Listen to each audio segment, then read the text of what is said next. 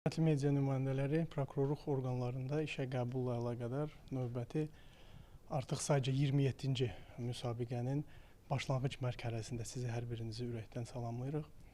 Və siz bilirsiniz, izləyirsiniz və bilavasitə canlı şahidisiniz ki, son illər prokurorluq orqanlarında müasir məzmunlu islahat tədbirləri davam etməkdədir. Və bu islahatlar prokurorluğun bütün fəaliyyət istiqamətlərini əhatə edir.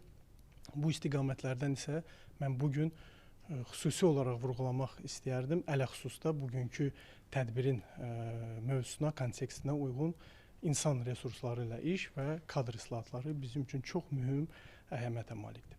Prokurorluq orqanlarında kadr islahatları sistemli şəkildə, hətta mən deyərdim strateji ardıcıllıqla həyata keçirilir və bu işdə də təbii ki, bunun təməl nöqtəsi müasir və geniş dünya görüşlü Azərbaycan gəncləridir. Yüksək nəzəri biliklə malik gənclər, bir neçə xarici dil biliklərinə malik olan gənclər, eyni zamanda bizim üçün çox mühüm bir amil olan yüksək mənəvi, əxlaqi keyfiyyətlərə malik və təbii ki, dövlətə və dövlətçiliyin sarsılmaz ideya və prinsiplərine sədaqəti ilə seçilən gənclər. Bu cür gənclərin isə yetişməsi, seçilməsi bu işdə bizim üçün çox mühüm bir mexanizm, çox mühüm bir alət, işə qəbul müsabiqəsidir. Tam aşkarlıq şəraitində və şəffaf prosedurlara söykənən müsabiqə.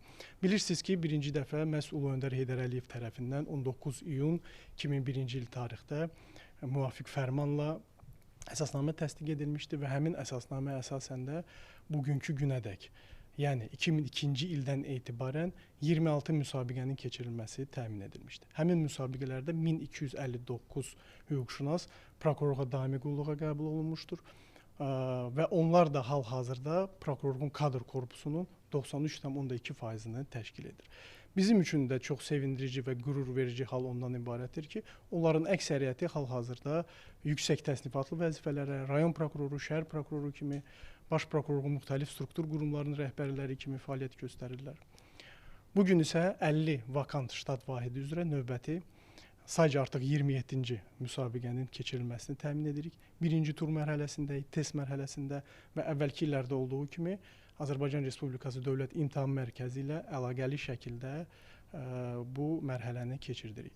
Bugün 321 namizəd birinci tur mərhələsində müvəffəqiyyət əldə etmək üçün öz qüvvəsini sınır və biz də Baş Prokurorluğun Müsabiqə Komissiyası adından onlara uğurlar arzu edirik və sizə də bir daha media nümayəndələrimə təşəkkürümüzü ifadə edirik. Çox sağ olun. Teşekkür ederim.